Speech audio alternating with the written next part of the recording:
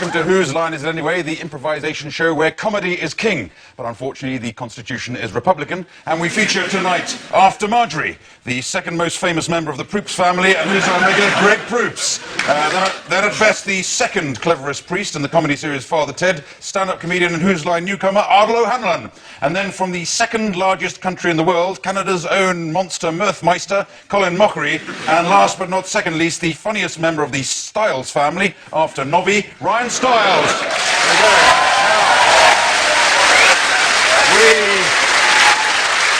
Okay, well, it's going well so far. Let's see if we can spoil it by playing a game of film and theatre styles, an old favourite with Greg and Ardal. Come on down. Give them a scene to improvise in just a moment. First of all, can anyone here suggest some favourite film styles or theatre styles for them to break into?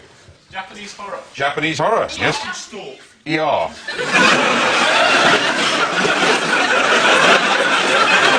You were just spelling out for a minute. What was the stalk one? Slash and stalk. Slash and stalk.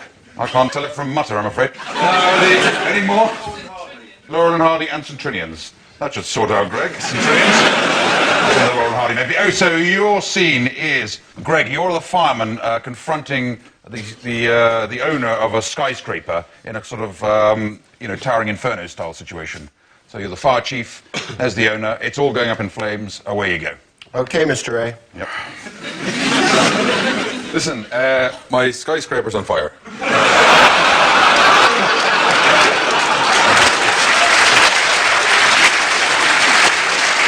This your skyscraper? Yeah, that one there. It's burning. I know, can you do something about it? Like, good, except I'm going to take this time to tell you you shouldn't have used cheap building material. It's the cheap building material and subcode wiring that are causing this conflagration to light my buttocks on fire. Look at the profits I made by building that with cheap material. If you hadn't just thought of the profits, there wouldn't be people jumping out and hitting the ground right now. ER. What? Emergency room. Oh, let's cure them then. You're the sexy one. Clearly, you're the one with the talent. Here. Okay, I'll tell you what, we'll make them better, but let's make love first. All right. So you men and you... You can't hear the buzzer, it's the passion. Yes. Yeah, you men hear anything with one part of your body, don't you? Slash and stalk. Sorry. You know, putting this axe in my head is going to cost you dearly when I come before the city council. Ooh, I better think of something. I'll just kill all the councillors then. Yes. Try a bit of science fiction. This fire, it began in such a strange way, mister. Yes, it did. On my planet, we don't call it fire. We call it...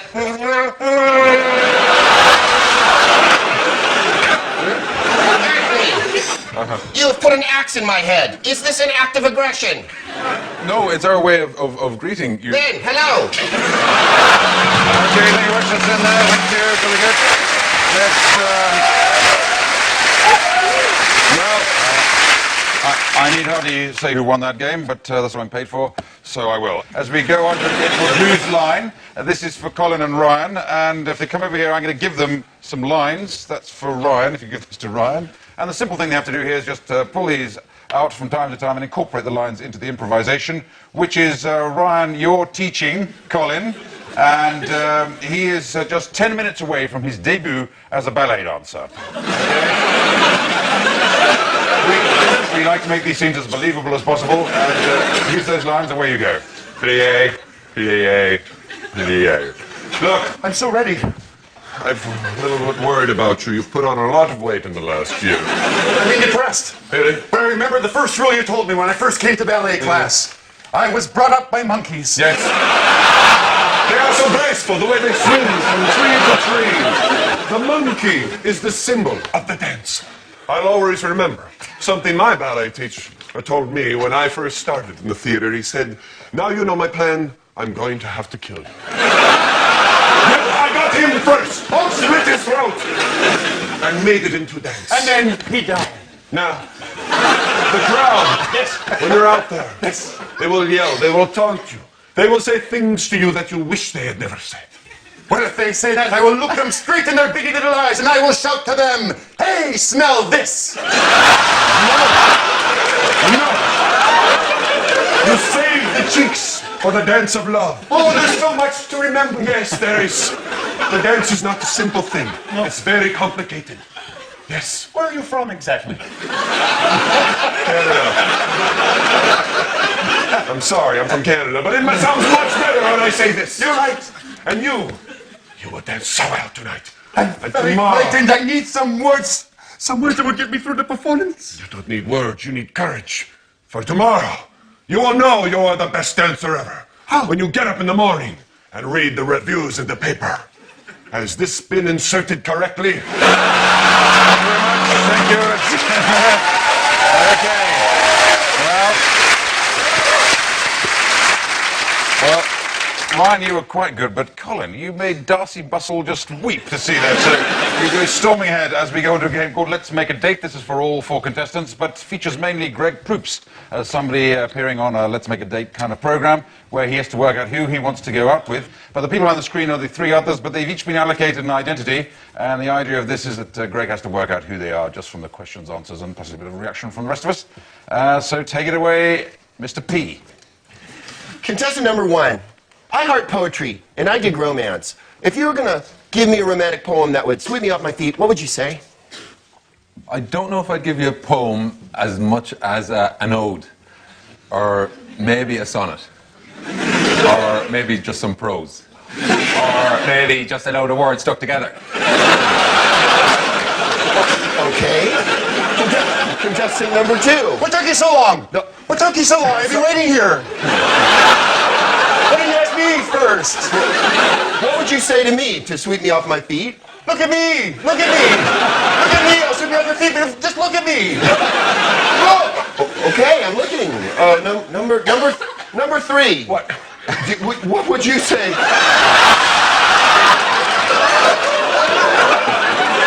What would you say to me?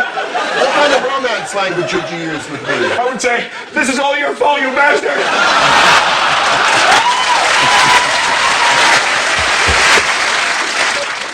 All right.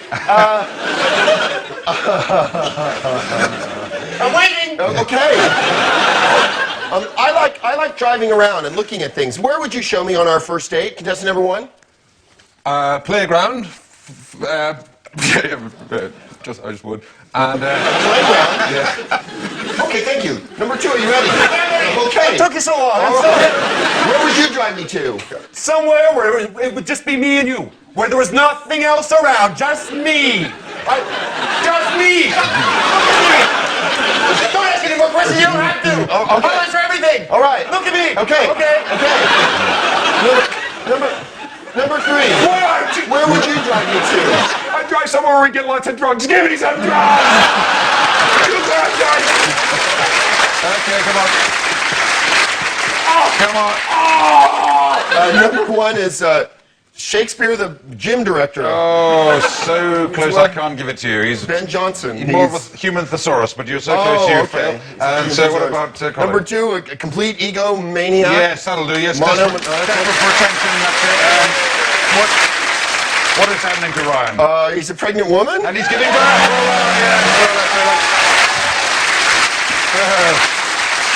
Well, that wasn't back. You get 2 out of 3, so you get 2 points for that, and 3 deducted. As we go on to the world's worst, for all 4 contestants, they step forward to the world's worst step, and step forward as they think of examples of the world's worst outtake from a TV medical program. And I'll buzz when I get the idea. Take it away, all 4 of you. When giving a transfusion, don't waste it all on the patient.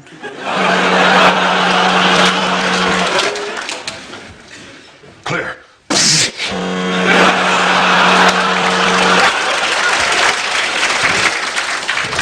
24 cc's of ID. STP. I don't know. I just heard it somewhere. Hello, and welcome to Our Friend the Thyroid.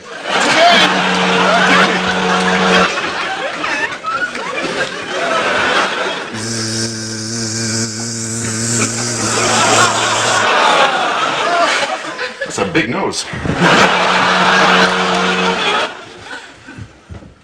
Nurse, will you help hold this back? Of course. What's that cologne you're wearing? Look, he's dead. That's no reason the rest of us have to be sad.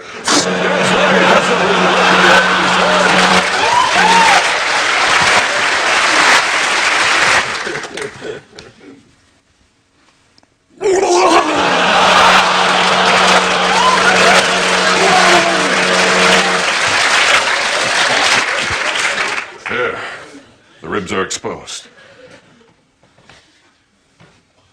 Mrs. Johnson, it's a bouncing baby boy. Keep going. It's my first operation. I'll expect you to all help as much as you can.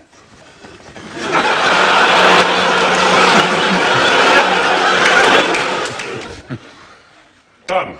Finished in only...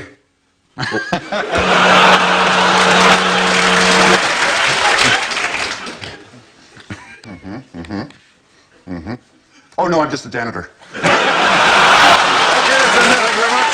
While I add up the points of that game, somebody has to take a break. See you after that, bye.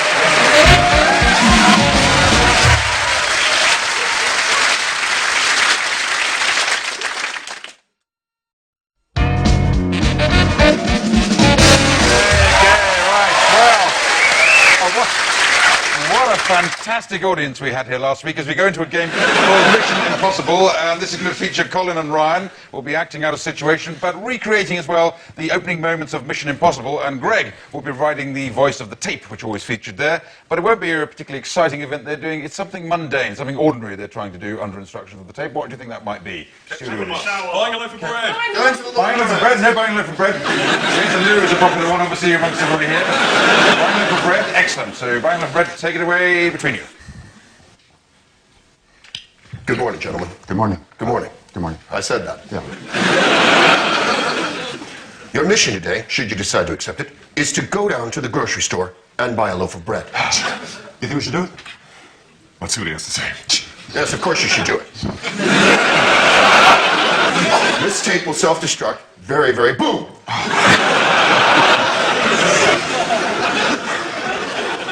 Ready, Jack?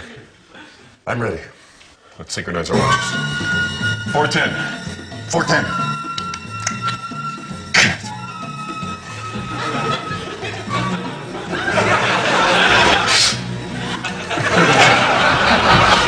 Bread store, please.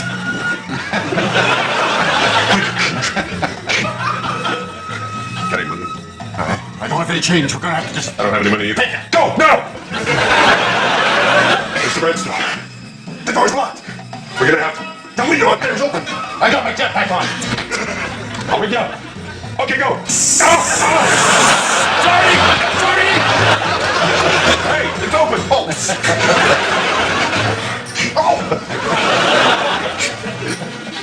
Something smells like bread. Something smells like puppet. There it is. It may be booby-trapped. Looks like it's in the oven.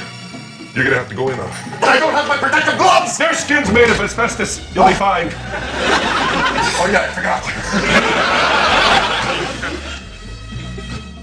Stop.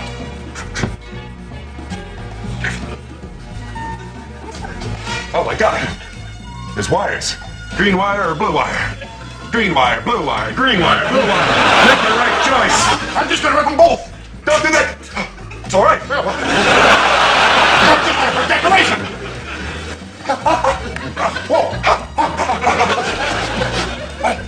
We got the bread. Using my disguise skills, I'll disguise as a baby. Good thinking. There, just wrap it in the blanket. We're on a budget. Book a pram.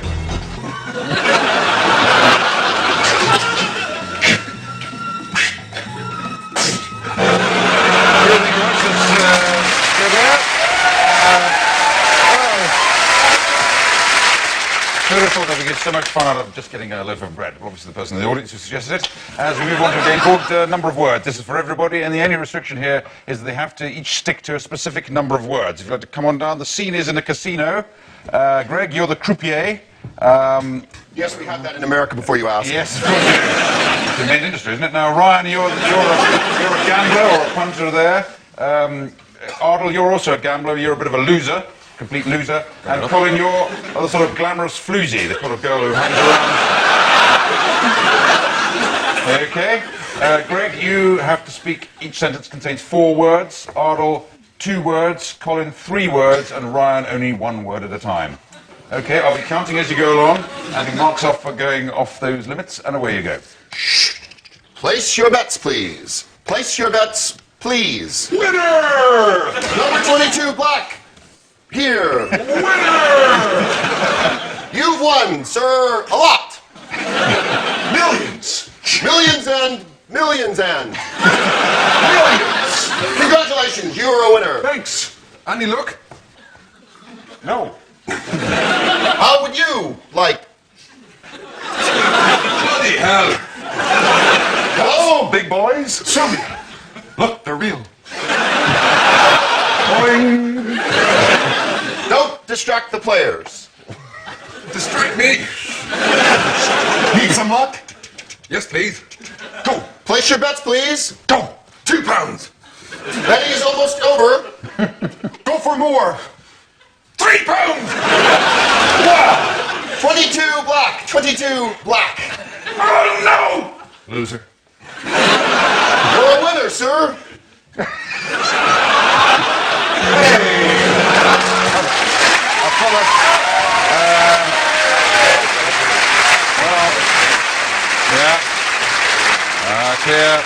Clear 100-point lead developing there as we go into a game called Superheroes. This is for all 4 contestants, but it starts with Greg Proops, who's going to be the superhero that we decide we want him to be, and then he'll decide who the next person will be, and so on down the line, and we'll be solving a crisis or a problem. So what sort of superhero do you think Greg Proops is? Captain Tact. Captain Tact. Captain Tact. This is a bit of a strain there for Greg, I would have thought. Captain Tact, that's good. And what is the big problem, worldwide problem he's solving? Moose invasion. Moose invasion, okay. Yes. A moose invasion, which would be a serious problem, I thought, in Canada. Not so serious in Scotland, where it'd be a different animal. But, okay, so moose invasion, Captain Thanks for Tact. clearing that up for me, Okay. David Attenborough. There you go, you're being Captain Tact, remember, so Oh, right. keep off any rude remarks about me. Away you go, Greg, Captain Tact. My, that Clive Anderson program is certainly a witty and intelligent program. Well, I'd better switch that over to see if there's any crisis on the World Crisis Monitor. It's, of course, a fine British-made television, using some of the highest technology available. Oh, my goodness! There's a moose invasion. Why, although they're slightly malodorous, I'm certain their intent can't be wholly mean. I hope my super friends arrive soon so that I may... Why, I hear one now. Sorry, I'm late. There's a moose invasion out there. Thank God you're here, karate lizard boy. What a marvelous...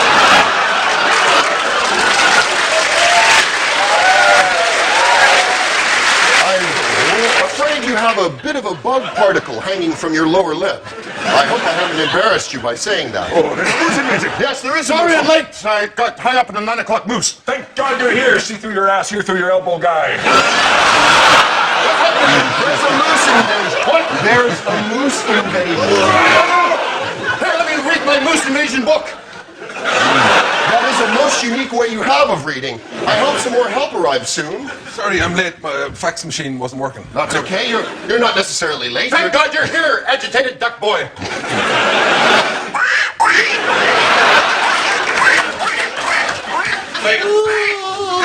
I'm sure you can find a way to help in your own unique agitated poultry style.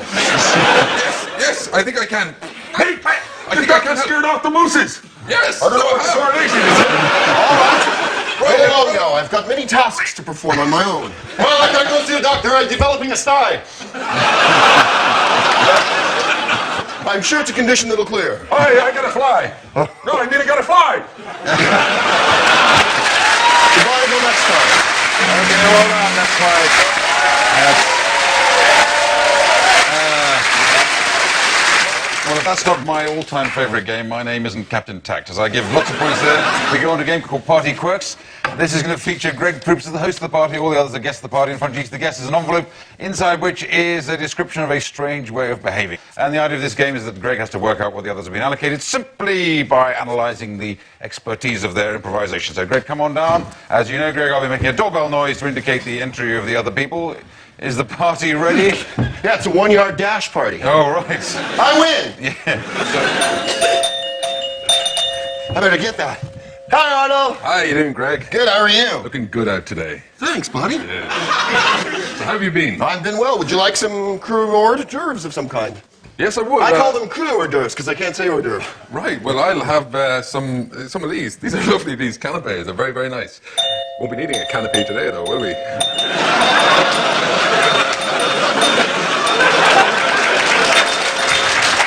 No, I guess we won't. Hi. Oh, Carl. How are you? How are you? Oh, the weather's crap out there, isn't it? Oh, there's a cloud over Colin today, I Are there think. going to be any girls here? I'm horny. Would you like a drink, Colin? No, I want my mommy.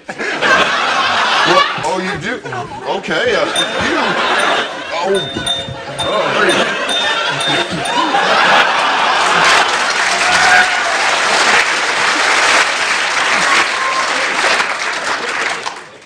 Hey, Gregory. Hey, Gregory. Hey, Gregory.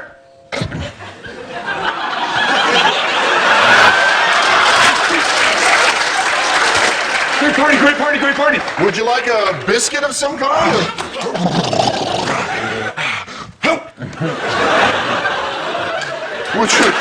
This should be great. What is he then? He's a swimming dog? He's a swimming dog. And you lay there, you're a weatherman. Canapé. And you regressing back to the womb. That's it. That's it.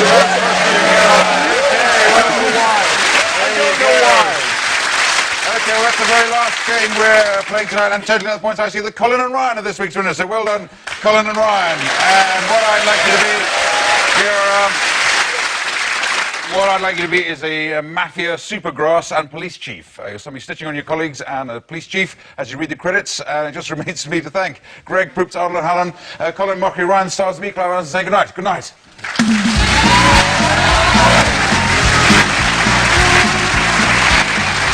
You were there that night. Who else was there with you? Dan Patterson, he started it all. Him and Greg Proops.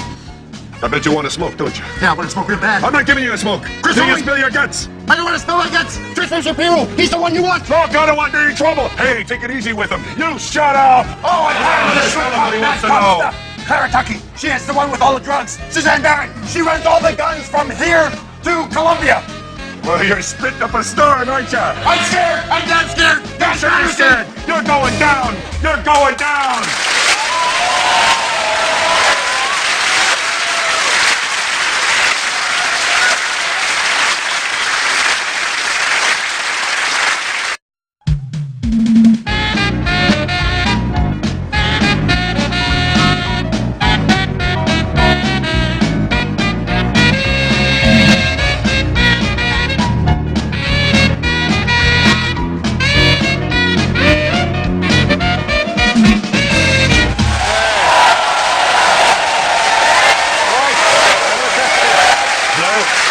Hello and welcome to Whose Line Is It Anyway, the improvisation show where comedy is king. But unfortunately, the Constitution is Republican, and we feature tonight After Marjorie, the second most famous member of the Proops family, and who's our regular Greg Proops.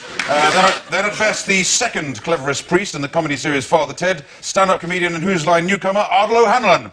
And then from the second largest country in the world, Canada's own monster Mirthmeister, Colin Mockery. And last but not second least, the funniest member of the Styles family, after Nobby, Ryan Styles.